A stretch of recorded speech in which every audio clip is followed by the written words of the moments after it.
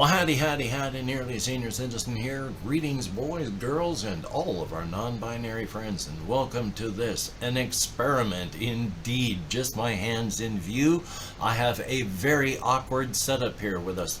A stand over there, standing on carpet, a box on a hamster cage over there, and then a stick up above dangling between the two with my PlayStation webcam just dangling from the stick. So if I move, the carpets are going to move, which is going to move the stick, which is going to move the camera. But what we have here is Dungeon Blitz, and what I wanted to do was play one of these solo games, and this is, as stated, Dungeon Blitz. I have the character all ready to go. You can divide up 6 points between your strength, your wits, and your attack. So I've got it in 3, 2, and 1. I'm not the brightest. You start off with 1 luck point. It's heavily shaded. You also have up to 5 rations and 5 torches, so I have heavily shaded in the rations that I have. You start with just a random amount. You also start with gold. I spend all my gold on things like rations and armor. I have leather armor and I have a sword. So what I do is I'm going to be traveling through this place. Please pardon my mouse up there. I'm going to be traveling through this place, rolling dice on charts, drawing the map in on this, which I'll bring it up so that we can all see as soon as I've got stuff written on it. And then we're going to have the battles and fights, and I'll be using this thing to mark on here where I belong, maybe. So we shall see how this works out. It's a very awkward setup, and I'm trying to make sure that everything stays visible. So I don't have the cover here. Hopefully I had the cover showing up and all that. But it's got all of the stuff and all the things. There's a luck point. You have 1 luck point. You can spend that to make a re-roll a die roll that you don't like. So when we come to all this, we start off with the adventure. Now this is a huge amount of background, and I don't want to read the entire thing, but I mean, I guess I could. I mean, it's like, you know, few people travel this far up the Vova River, but those that do find a once prosperous land now fallen on hard times. The farms and hamlets are quiet, the people hollow-cheeked and hungry. The village of Grey Hollow has suffered more than most, its fields barren and livestock starving. Leering over the village like a hungry vulture is the reason you have journeyed here, the ancient Vardak Castle. Blah, blah, blah, blah, blah, horrible things, nasty stuff, background, now things are bad. So, what we have here, Blood Castle. Recently, the cries of pain and rage from the castle have renewed in intensity. As the full moon approaches, the villagers have become increasingly distressed. So sent messages downriver, blah, blah, blah, blah, blah. You've heard about the place, so here we go. I am so good at setting the tone on these things.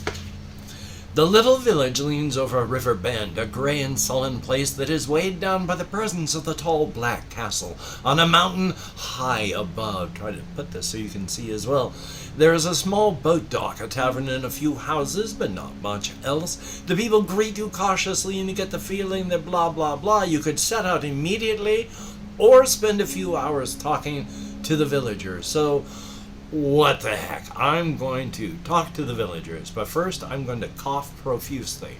You spend a few hours in the village hearing stories of a more prosperous time and heeding the warnings of the elders. They tell you of a well-used shepherd's trail that will get to the castle much quicker than taking the old road, and even give you a wineskin for your journey. Thanking the villagers for their hospitality, you set out on the trail. A short while into your journey, however, you realize a wolf is stalking you. You can discard 1 ration or 1 wineskin to distract the creature and hide your trail, or you can stop and fight. I'm just going to take that wineskin that they gave me and throw it at the wolf. Smack it right in the cranium with that thing and distract it so as to make my escape. Thumbs up for that. Good thing we are so clever. Now what we have is an entrance. As you approach the castle, you see its walls are black from dried blood, and many of its once tall towers are broken and collapsing.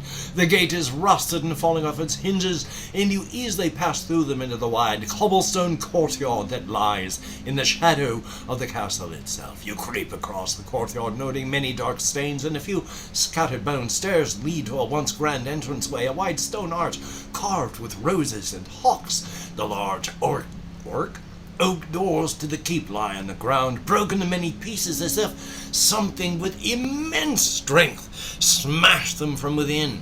You stand at the entrance to Blood Keep.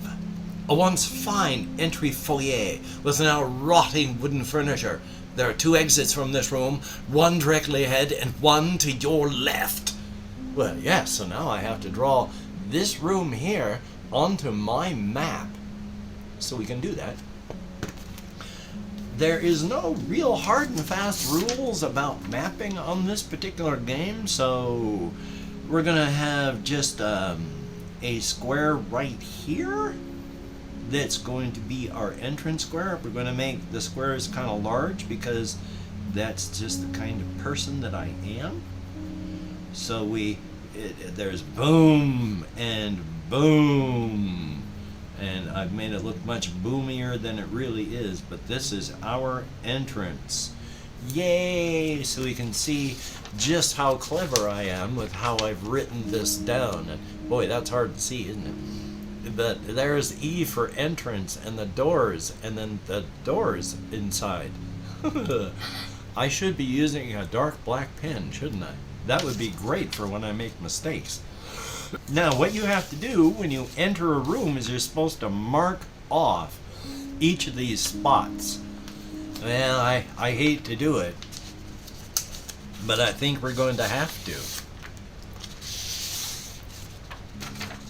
So the general phase of all of this is... Where are we? Here we are. There's the exploration phase, discover a new location.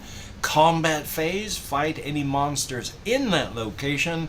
And then search phase, when you get the treasures for having defeated the monsters and lived through the room encounter. Thumbs up for that.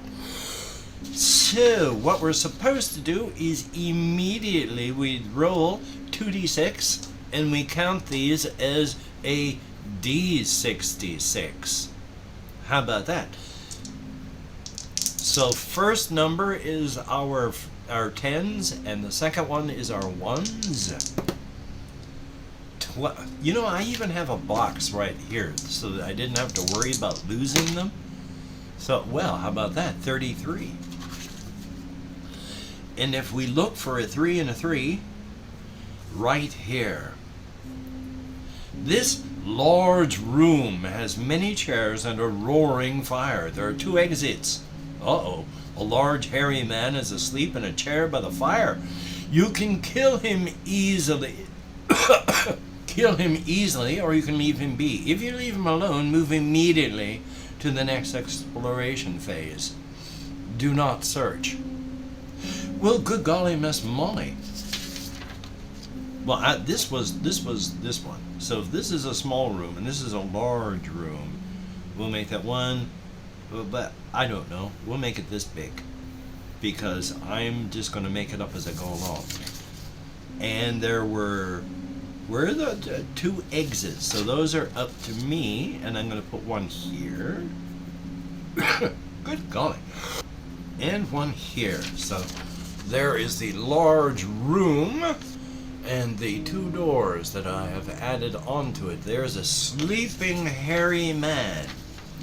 Well, I am nothing if not a murderer, so I am going to murder this man instantly. He's dead. Thumbs up for that. Now I'm going to search the room because he's dead. And that's good. So if we look over here at searching phase, we can either flee and leave the dungeon, which would be, I think, kind of foolish, or I'll even lift this up so that you can see. Or we can rest and recover from wounds, or we can search for treasure. Roll 2d6 and consult the adventurer's treasure table to see what we find. That looks good. I'm undamaged. I'm a murderer. So let's check out what treasure we have. We go back into the book and we see the treasure table. And on this treasure table, we roll just 2d6, so we add these together. A 9. And 9 is, oh, well, that's nice. 9 is a healing potion. Handy and dandy. So, also, you can carry as many items as your strength plus 5. I can't pick this up. So I can carry 8 items with me. This is a healing potion. Now, you do not count rations, torches, or gold coins as your weight, but that's why this is counted down. You can only carry, well, I can only carry 8, so it's not even that many. So, thumbs up for that. And now that we have flown, I can't remember what the word should be. What did I do with the other sheet? Did I do? There it is. Oh, it's so hard to pick stuff up off this piece of card stuff that I've got. Okay. So now that we're done with the searching phase, it's time to do the exploration phase again. 10s and 1s, a 4, 6. Count onto this sheet here. We look for the 4 and 6. And the 4 and 6 is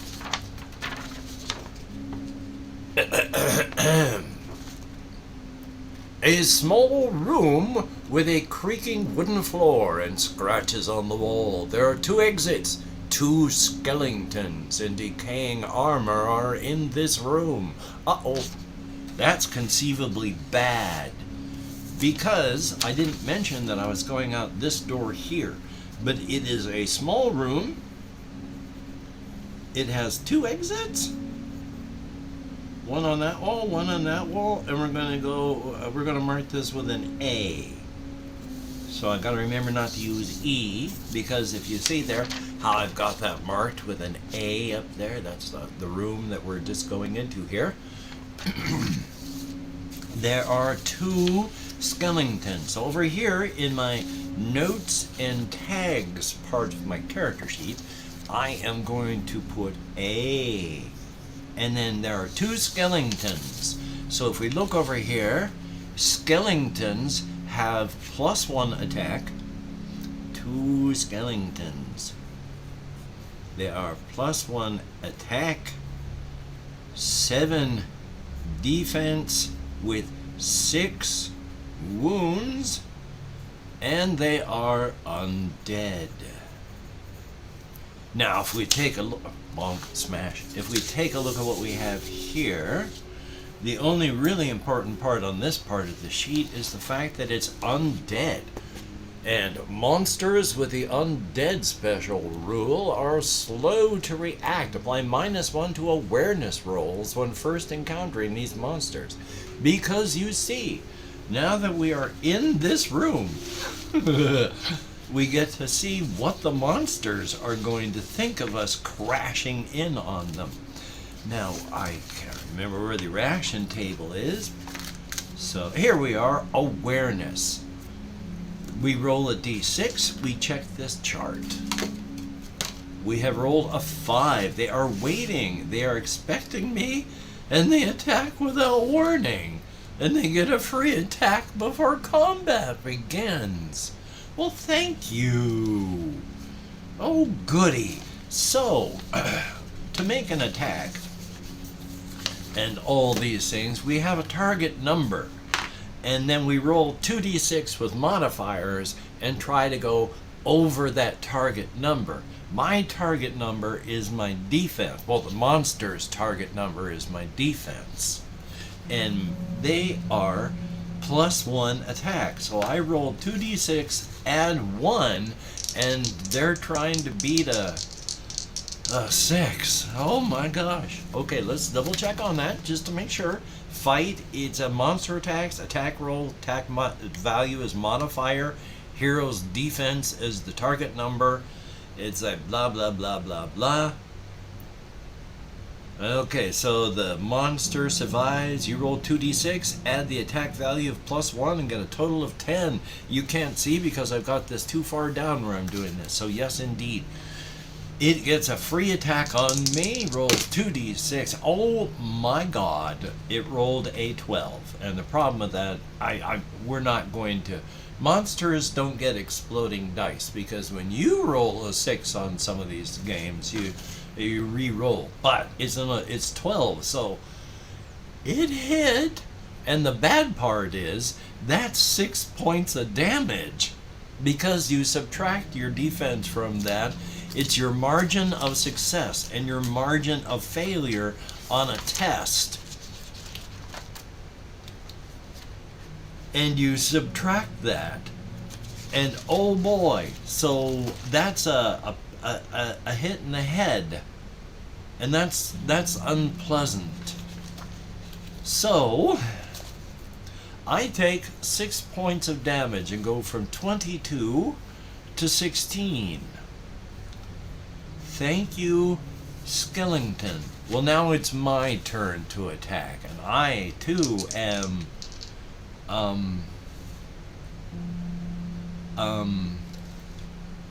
I don't have any modifiers to my thing. They have a 7 defense, so I've got to roll a 7 or greater on 2d6 to hit. My oy vey. That's a 7. That is a 7. I hit. Very, very good. That's a 0. +1 damage means I did. One of them's down to 5, and the other one has 6. Oh boy, this is may end poorly. What happens if there's multiple monsters? I got confused. Oh, ganging up multiple monsters. Fight them one at a time. When one is defeated, another steps up to take its place. Okay, what did it say about there? It looked like adding 1 and stuff to attacks there. For multiple ganging up. Add +1 for each additional monster in the room. Well then, so they get +2. That could have been a 13, but I'm not going to go back and redo that. So I did 1 point of damage, and now it's going to attack with my... It has +2 to the roll, and it has to beat a 6. It beats a 6. The margin is 0. It's a +1 attack, so it rolled a 7, which is 2 points of damage. I'm at 14. This is not going well. Okay.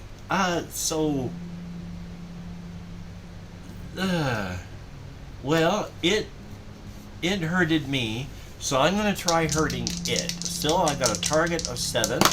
I'm still +1. I'm not +1. I'm just 7. This is an 8. That's 2 points of... No, that's 1 point of damage, because I'm 1 over, and I do 1 point of damage, so that's 2. This critter is down to 4. No.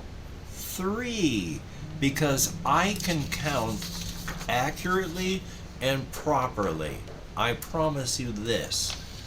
So now it makes its attack with +2 to the roll.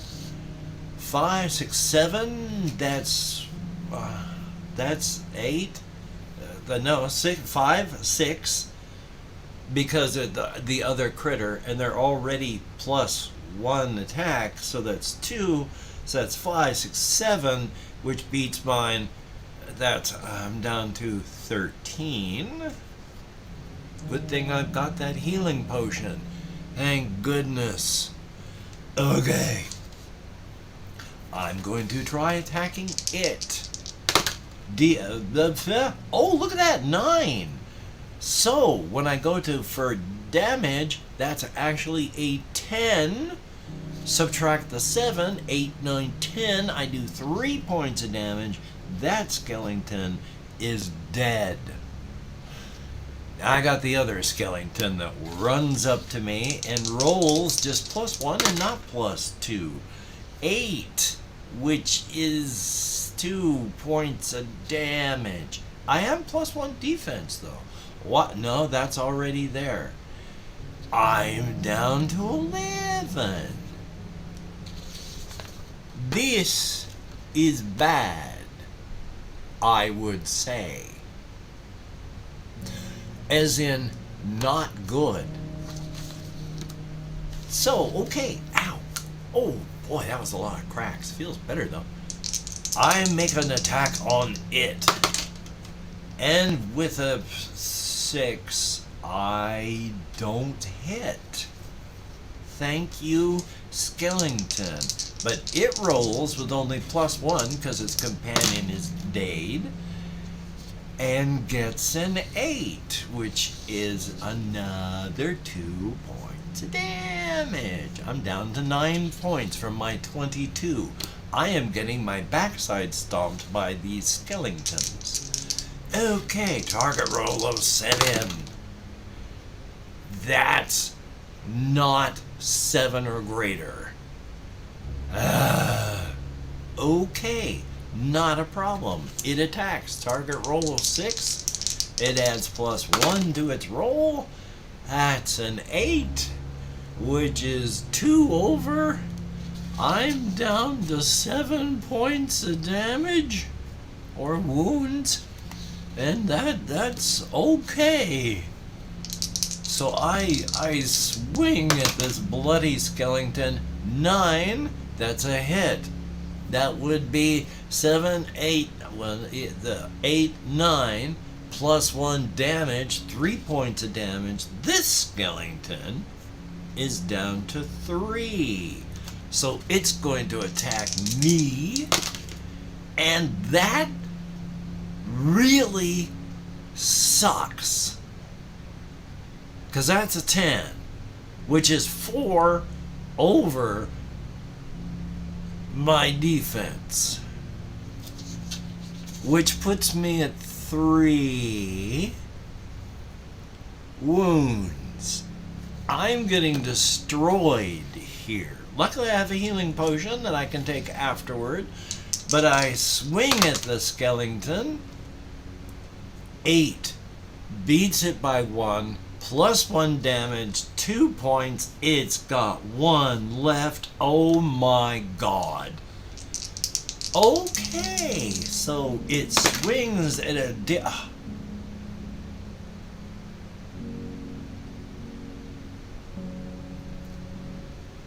that's bad, because that's 12,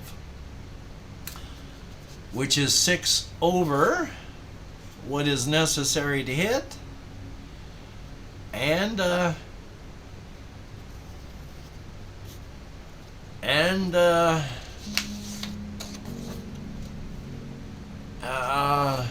I'm dead.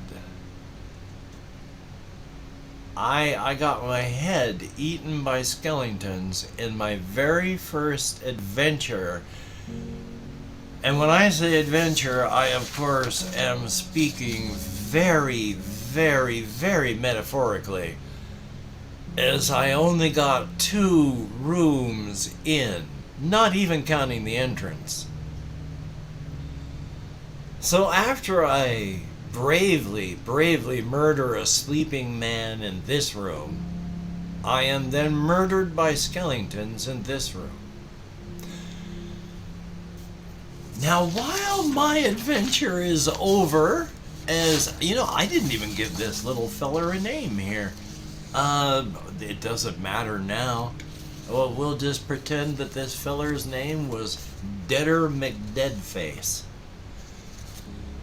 So even though Deader McDeadface is dead and is going to just rot in the dungeon, just another rotting corpse in the darkness, even though I am doing nothing but feeding the insects, small animals, and other monsters of the dungeon with my own flesh and blood, the adventure is not over. Yes, it's over for Deader McDeadface. Deader McDeadface is releasing his carefully hoarded resources back into the world. But there are more adventurers, and I start in any of these rooms that have open doors. All of these marks stay marked, and it's the next adventurer who goes in to feed the monsters with his or her meat. Hopefully, we'll be actually winning instead of turning this into a feeding the monsters outreach program. So we shall see on that. But thank you very much for coming along with me on this very first adventure. I appreciate it, and I hope that you enjoyed. So thumbs up on that, and I will see you on the next adventure in whatever we do. So you take care. Have a great day today. I will see you on the flip side, and that is a very good thing.